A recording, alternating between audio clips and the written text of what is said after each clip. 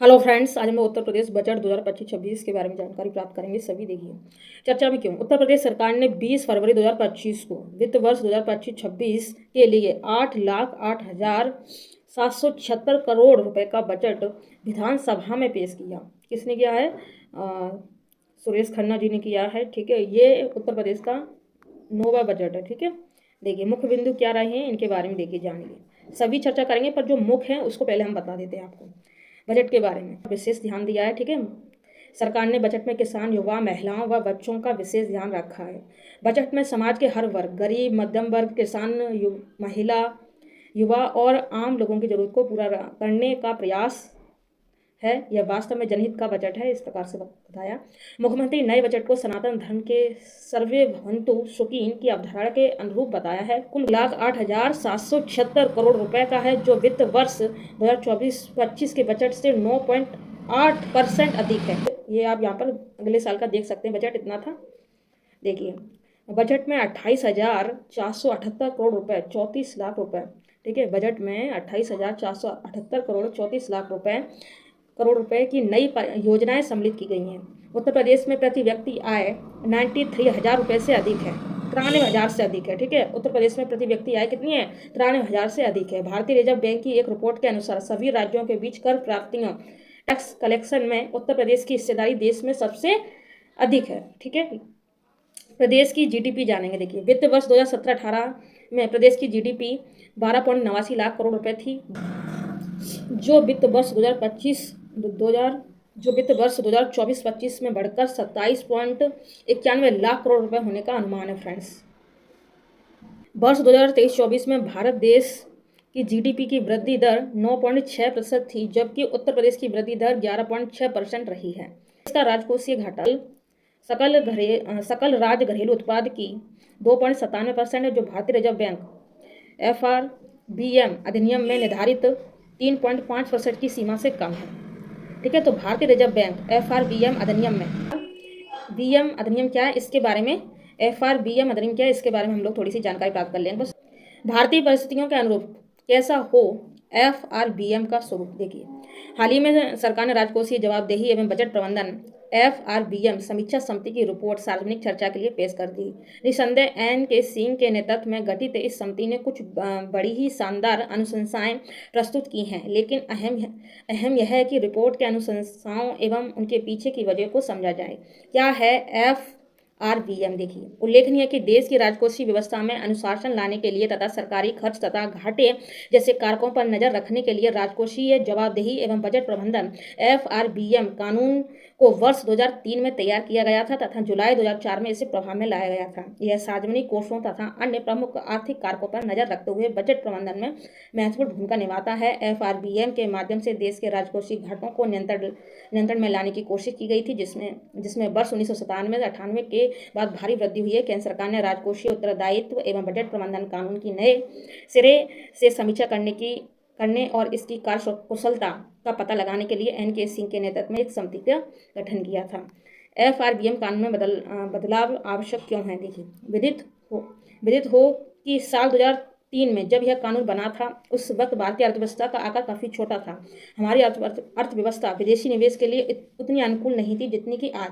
भारत में प्रति व्यक्ति आय विकसित होने अन्य देशों की तुलना में काफ़ी कम थी, लेकिन आज स्थिति काफ़ी बदल चुकी है। भारत अब एक मध्यम आय वाला देश बन चुका है। आज भारतीय अर्थव्यवस्था किसी भी दूसरी अर्थव्यवस्था की तुलना में काफ़ी बड़ी, खुलापन लिए हुए और तेजी से विकास करने वाली बन चुकी है। उल्लेखनीय है कि 2008-9 के वैश्विक वित्तीय संकट के बाद से दुनिया भर में राजकोषीय नीति में व्यापक बदलाव देखने को मिला। ज़्यादातर देशों की राजकोषीय नीति में पूरा जोर कर्ज के बजाय घाटे पर दिया जा रहा है। अब तक भारत की नीति का पूरा जोर राजकोषीय घाटे को सीमित रखने पर है। इन सभी बातों को ध्यान में रखते हुए FRBM कानून में बदलाव की आवश्यकता महसूस की गई। इस उद्देश्य की पूर्ति के लिए NK सिंह समिति का गठन किया गया। इस समिति ने अपनी अनुशंसाएं तो पिछले वर्ष के अंत में ही प्रस्तुत कर दी थी, लेकिन हाल ही में उन्हें सार्वजनिक किया गया। ठीक है, NK सिंह समिति की प्रमुख सिफारिशें क्या हैं? देखिए, क्या हैं देखिए। समिति ने सरकार के ऋण के लिए जीडीपी 60% की सीमा तय की, यानी केंद्र सरकार का कर्ज जीडीपी का 40% और राज्य सरकार का सामूहिक कर्ज 20% होगा। समिति ने मौजूद एफआरबीएम कानून 2003 एफआरबीएम नियम 2004 को खत्म कर इसकी जगह नया कर राजकोषीय उत्तरदायित्व कानून बनाने की सिफारिश भी की। साथ ही राजकोषीय घाटा का सालाना लक्ष्य तय करने के लिए 3 सदस्यीय राजकोषीय परिषद बनाने का सुझाव भी समिति ने दिया। समिति ने कहा कि राष्ट्रीय सुरक्षा के समक्ष खतरा होने, युद्ध स्थिति यानी राष्ट्रीय स्तर की कोई आपदा या फिर खेती बर्बाद होने जिसका कृषि उत्पादन पर गंभीर असर पड़े, इन परिस्थितियों में राजकोषीय घाटे के लक्ष्य में फेरबदल किया जा सकता है। समिति ने यह भी कहा कि ढांचागत सुधार वाले प्रयास जिनमें कि राजकोषीय प्रभावों का पहले से आकलन नहीं किया जा सकता, क्रियान्वयन में राजकोषीय लक्ष्य अनुपालन के रास्ते से हटाया जा सकता है, अर्थात राजकोषीय लक्ष्य विकास के आड़े नहीं आना चाहिए। इस प्रकार से कुछ बात, तो ये काफ़ी बड़ी बात हो जाएगी। ठीक है, आपने इतनी बात जानी फ्रेंड्स। ठीक है, आई होप आपकी इतनी बात समझ में आ गई होगी। अब देखिए आगे देखते हैं प्राप्तियां और व्यय का सारांश। देखिए विवरण पूरा, कुल प्राप्तियां कितनी मिली देखिए 7,69,242.65 करोड़ रुपए। ठीक है, इतना हो जाएगा, यहाँ पर देख सकते हैं आप। फिर राजस्व प्राप्तियां 6,62,690.93। ठीक है, पूंजीगत प्राप्तियां 1,16,591.72। कर राजस्व 5,50,172.21 इस प्रकार से। ठीक है, स्वयं का कर राजस्व 2,95,000 यहाँ पर समझ सकते हैं। ठीक है, तो केंद्रीय करों में राज्य का अंश यहाँ पर देख सकते हैं 2,55,172.21 इस प्रकार से। ठीक है, कुल व्यय यहाँ पर आप देख सकते हैं। ठीक है, 8,08,776.06 है। ठीक है, तो राजस्व लेखे का व्यय यहाँ पर आप देख सकते हैं 5,83,174.57। ठीक है, 5,83,174.97। ठीक है, और पूंजी लेखे का व्यय यहाँ पर आप देख सकते हैं।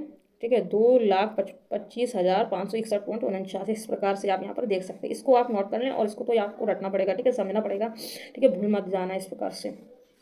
तो क्षेत्रवार विवरण यहाँ पर आप देख सकते हैं। सूक्ष्म एवं लघु मध्यम उद्योग एमएसएमई देखिए, एमएसएमई देखिए मुख्यमंत्री युवा उद्यमी विकास अभियान वित्त वर्ष 2024-25 में शुरू किया गया था, जिसका उद्देश्य शिक्षित युवाओं को स्वरोजगार से जोड़कर नए सूक्ष्म उद्योगों की स्थापना करना था। वित्त वर्ष 2025-26 में इस योजना हेतु 1,000 करोड़ रुपए की व्यवस्था प्रस्तावित की गई थी।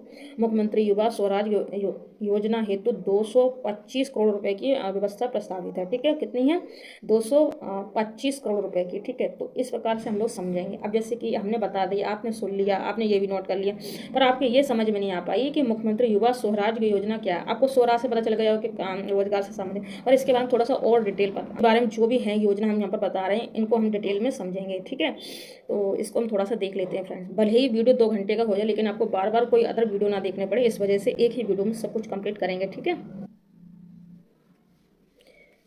देखिए चर्चा में क्यों थी ये मुख्यमंत्री युवा उद्यमी विकास अभियान योजना।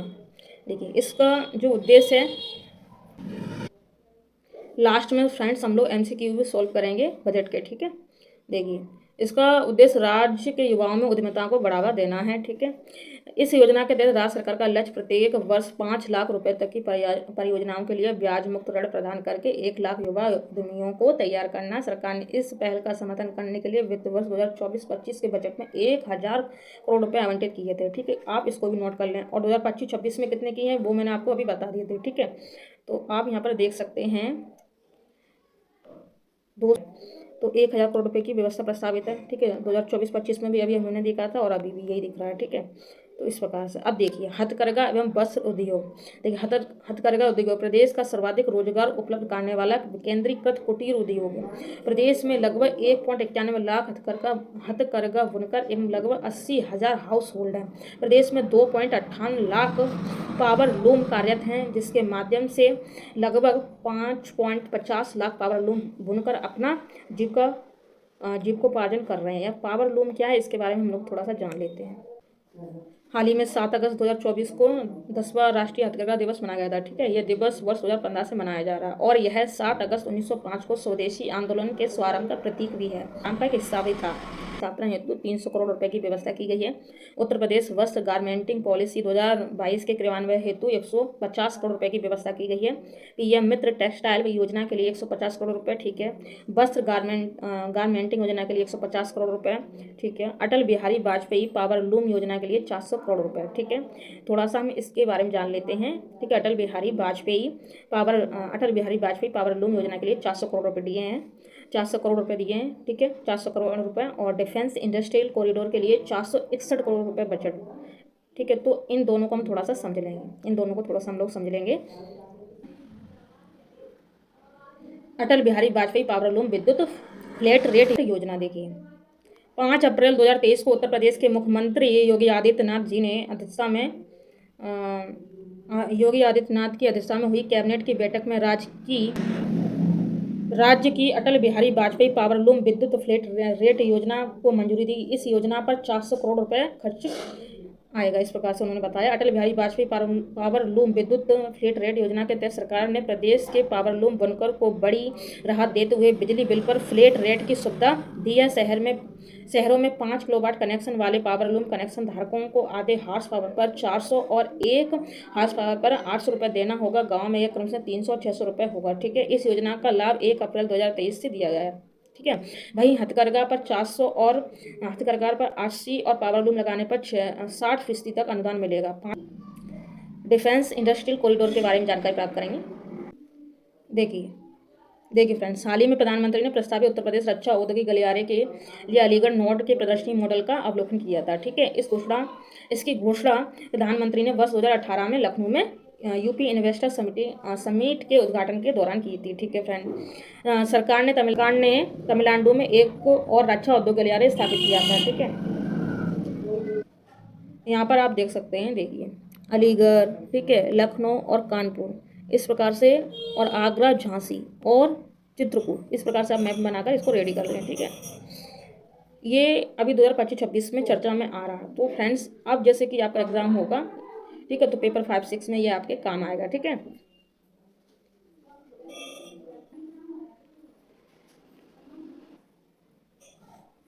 प्रमुख बिंदु देखिए, उत्तर प्रदेश रक्षा औद्योगिक गलियारा, यह एक महत्वाकांक्षी परियोजना है जिसका उद्देश्य भारतीय एरोस्पेस और रक्षा क्षेत्र की विदेशी निर्भरता को कम करना है। इसमें 6 नोड्स होंगे, मैंने अभी बताया था, अलीगढ़, आगरा, कानपुर, चित्रकूट, झांसी और लखनऊ। ठीक है, उत्तर प्रदेश एक्सप्रेसवे औद्योगिक विकास प्राधिकरण को राज्य की विभिन्न एजेंसियों के साथ मिलकर इस परियोजना को निष्पादित करने के लिए नोडल एजेंसी बनाई गई थी। ठीक है, इस कॉरिडोर गलियारे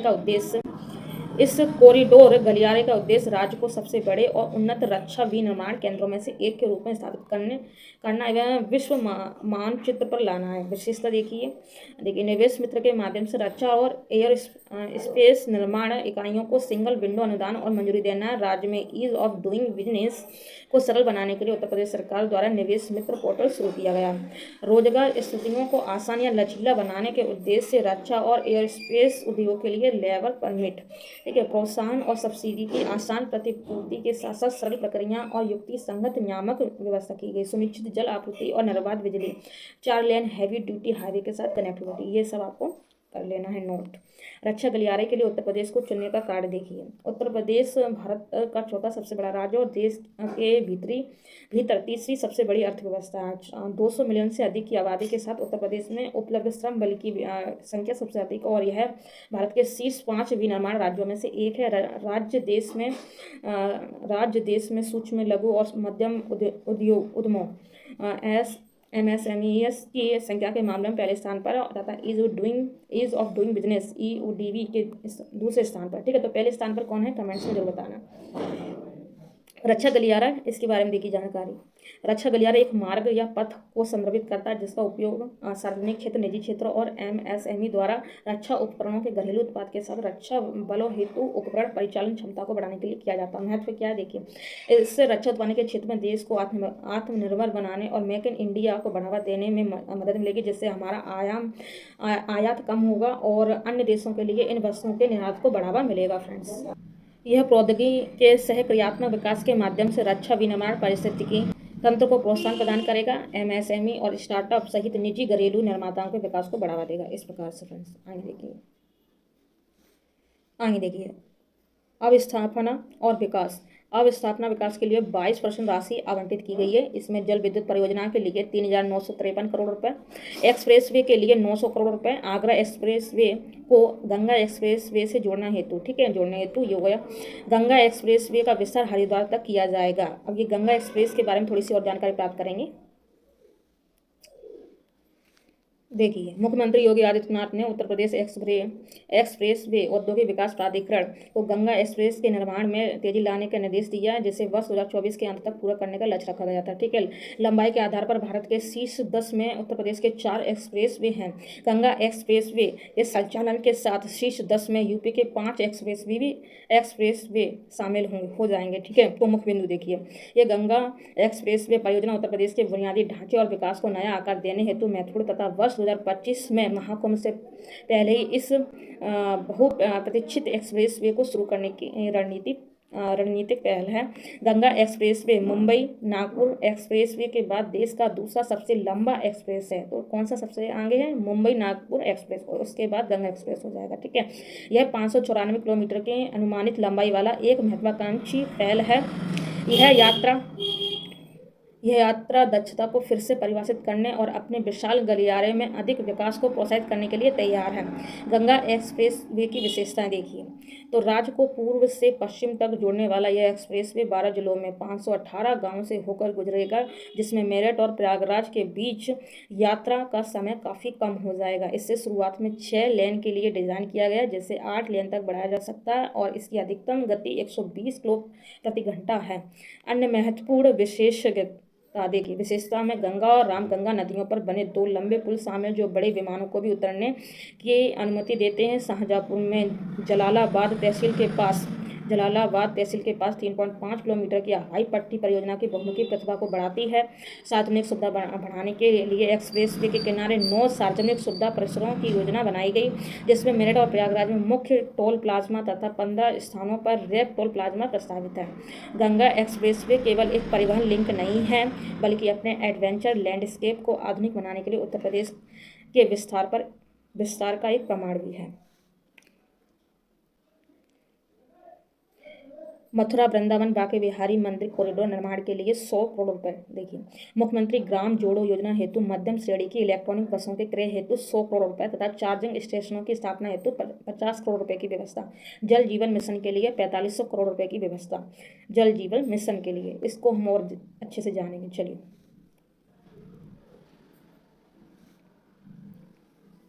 प्रीलिम्स के लिए देखिए, कुछ मेंस के लिए इसमें होंगे। देखिए, जल जीवन मिशन, विश्व स्वास्थ्य संगठन, अतिसार, विकलांगता, समायोजिता, जीवन वर्ष, स्वयं सहायता समूह, सतत विकास लक्ष्य 6। देखिए, तो मेंस के लिए इसमें जल जीवन मिशन, इसका महत्व और अब तक का प्रदर्शन, और प्रीलिम्स के लिए आपको इतने फैक्ट्स। ठीक है, तो चर्चा में क्यों था, तो इसके बारे में जान लेते हैं। अभी बजट में भी आ गया है। ठीक है, देखिए, हाल ही में विश्व स्वास्थ्य संगठन ने एक अध्ययन के आधार पर जल जीवन मिशन के संभावित प्रभावों के बारे में बताया, जिसमें इसके सामाजिक आर्थिक लाभों की चर्चा भी की।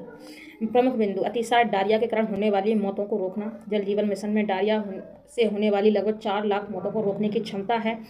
इससे भारत के घर घर पाइप की सहायता से पेयजल की सुविधा प्रदान करने के जीवन रक्षक प्रभावों के बारे में पता चलता है। विकलांगता समायोजित जीवन वर्ष, जल जीवन मिशन डायरिया से जुड़े लगभग 14 मिलियन डेली से बचने में मदद करने के साथ ही प्रतिदिन लगभग 101 बिलियन अमेरिकी डॉलर और मुख्य रूप से महिलाओं द्वारा जल एकत्रित करने में खर्च किए जाने वाले 66.6 मिलियन घंटे की बचत कर सकता है। 13% राशि आवंटित। 12 नई प्राथमिक स्कूलों के लिए 25 करोड़ रुपए प्रावधान। ठीक है, पीएम श्री योजना के लिए 300 करोड़ रुपए दिए गए हैं। ठीक है, तो पीएम श्री योजना के लिए 300 करोड़ रुपए दिए गए, इसके बारे में अभी जानकारी प्राप्त करेंगे। देखिए, डिजिटल लाइब्रेरी के लिए 454 करोड़ रुपए, गाँव में पॉलिटेक्निक स्मार्ट क्लासरूम के लिए 10 करोड़ रुपए, हायर एजुकेशन के छात्राओं को लाभ मिलेगा। स्कूटी योजना के तहत मेधावी छात्राओं को स्कूटी दी जाएगी। गुरु गोरक्षनाथ आयुष विश्वविद्यालय 2025 में पूरा होगा। ठीक है, बलिया और बलरामपुर में राजकीय मेडिकल कॉलेज की घोषणा की जाएगी। तो इसमें हम देख लेते हैं पीएम श्री योजना। पंजाब के बाद दिल्ली सरकार ने प्रधानमंत्री school for rising India PM Shri योजना को लागू करने के लिए केंद्र सरकार के साथ एक समझौता ज्ञापन, जो समझौता ज्ञापन होता है इसको MOU बोलते हैं। ठीक है, MOU, ठीक है, पर हस्ताक्षर करने का निर्णय किया। शिक्षा मंत्रालय ने पीएम श्री योजना में भाग लेने में अनिच्छा के कारण दिल्ली, पंजाब और पश्चिम बंगाल को समग्र शिक्षा अभियान SSA के तहत धनराशि देना बंद कर दिया था। समग्र शिक्षा अभियान SSA, देखिए, समग्र शिक्षा अभियान स्कूली शिक्षा के लिए एक एकीकृत योजना है जो प्री स्कूल से कक्षा 12 तक विस्तारित है। जिसका उद्देश्य स्कूली शिक्षा के सभी स्तरों पर समावेशी और समान गुणवत्ता वाली शिक्षा सुनिश्चित करना है।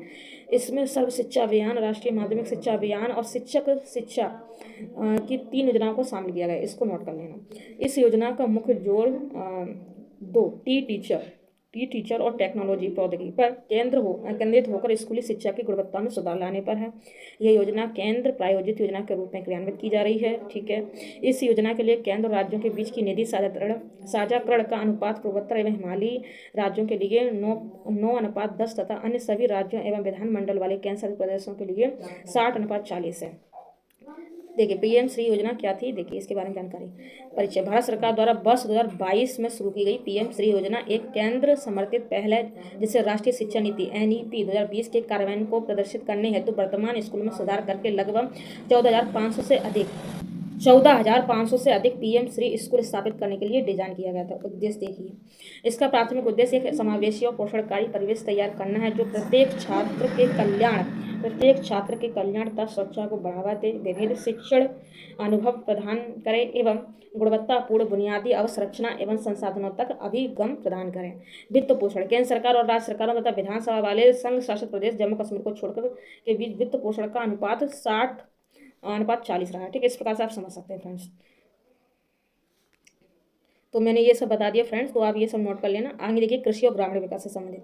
कृषि और समृद्ध सेवाओं के लिए 11% राशि आवंटित की गई है। ठीक है, गांव में नए स्टेडियम के लिए 125 करोड़ रुपए, मत्स्य संपदा योजना के लिए 195 करोड़ रुपए, स्वच्छ भारत मिशन के लिए 425 करोड़ रुपए यूपी बजट पे पेश। ठीक है, तो आप इस सबको नोट कर लेना। अब थोड़ा सा मत्स्य संपदा योजना और स्वच्छ भारत मिशन के बारे में जानकारी प्राप्त करेंगे। प्रधानमंत्री मत्स्य संपदा योजना PMMSY, नीली क्रांति, किसान क्रेडिट, ये सब देखिए ये हो जाएंगे आपके प्री के फैक्ट्स। ठीक है, मेंस में क्या होगा, देखिए भारत में मत्स्य पालन क्षेत्र में सुधार के लिए उठाए गए कदम, इस प्रकार से आप कर लेना। ठीक है, तो अब यहाँ पर चर्चा करेंगे।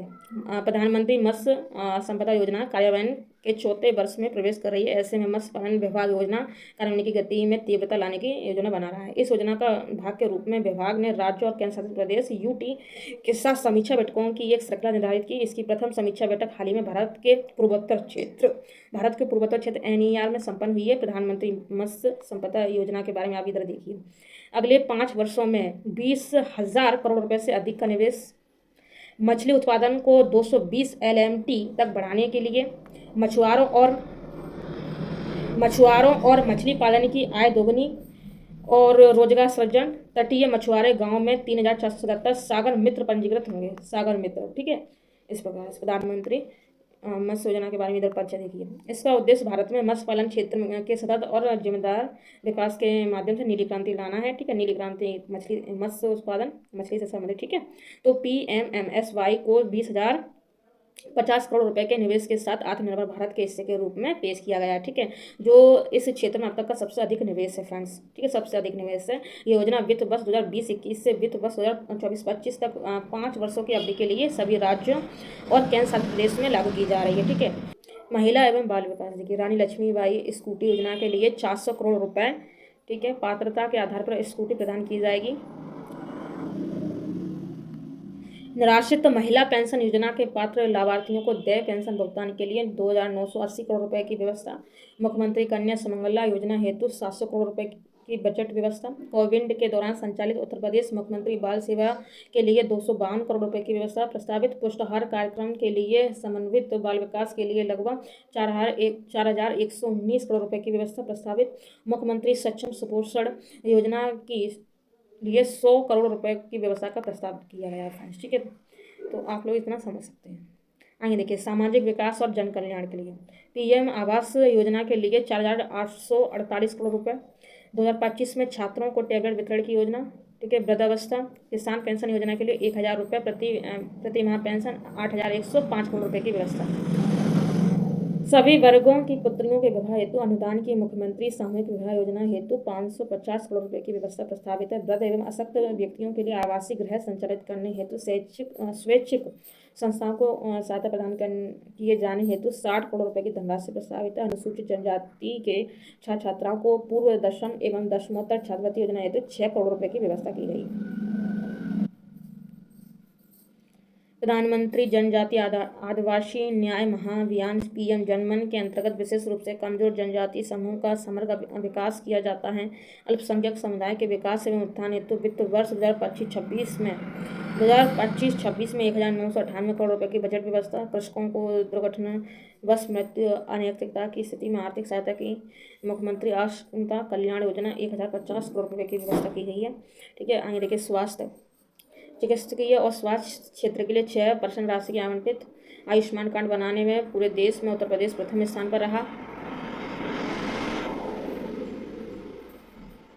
आयुष्मान कार्ड बनाने में पूरे देश में उत्तर प्रदेश प्रथम स्थान पर। राजकोषीय औषधि कॉलेज की स्थापना और वाराणसी में राजकोषीय होम्योपैथी मेडिकल कॉलेज की स्थापना। बलिया और बलरामपुर में राजकोषीय मेडिकल कॉलेज बनाने की घोषणा। साइबर सुरक्षा और तकनीकी विकास के बारे में देखिए देखिए साइबर सुरक्षा के लिए 3 करोड़ रुपए। आर्टिफिशियल इंटेलिजेंस सिटी की स्थापना की घोषणा।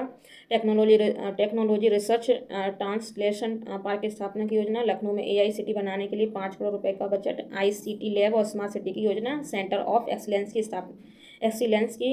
स्थापना की योजना। ठीक है, ये सब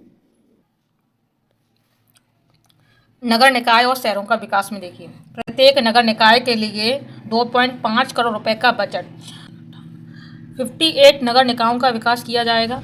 NCR की तरह state capital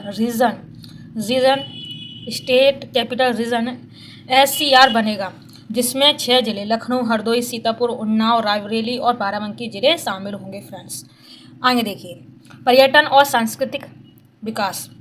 Mathura Vrindavan corridor के लिए 100 करोड़ रुपए। अयोध्या में पर्यटन विकास के लिए 150 करोड़ रुपए। चित्रकूट और मथुरा में पर्यटन विकास के लिए 125 करोड़ रुपए। जन उपयोगी मंदिरों के जीर्णोद्धार के लिए 3 एवं पर्यावरण।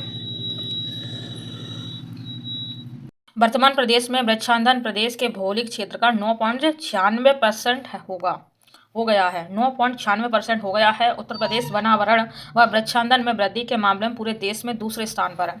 प्रदेश में वर्ष 2018 में बाघों की संख्या 173 से वर्ष 2022 में बाघों की संख्या 205 हो गई। ठीक है, 2022 में बाघों की संख्या 205 हो गई। गोरखपुर में देश का पहला गिद्ध जनजातीय केंद्र स्थापित किया गया। गोरखपुर में उत्तर प्रदेश वानिकी एवं औद्योगिक विश्वविद्यालय की स्थापना भी होगी।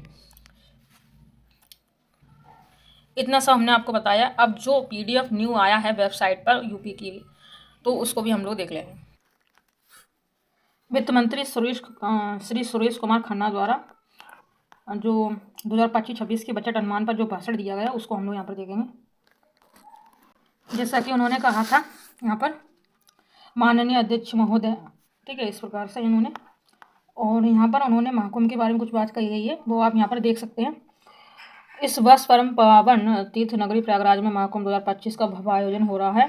हम सभी जानते हैं कि महाकुंभ 140 वर्षों में आता है। यह सभी के लिए ही नहीं अपितु संपूर्ण भारत देश और पूरे विश्व के लिए परम सौभाग्य का विषय है।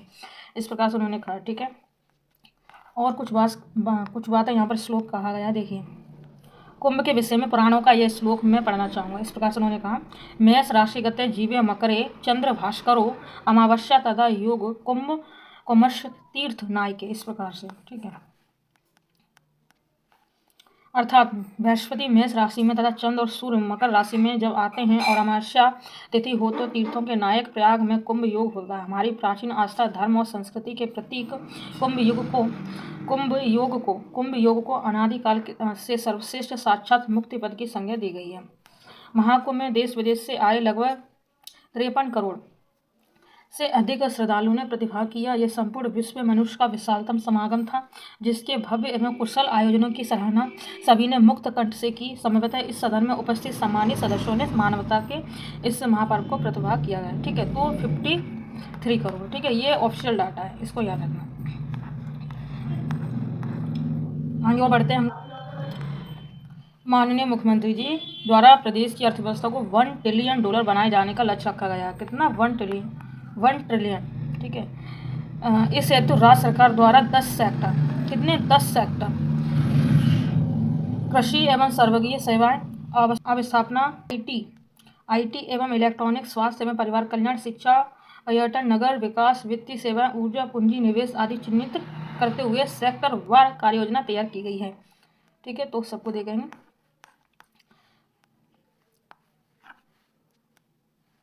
कुछ बात उन्होंने की, जिस दिन से चला हूँ मेरी मंजिल पर नज़र है, आंखों ने कभी मील का पत्थर नहीं देखा। कुछ इस प्रकार से आप इन सबको नोट कर लेना।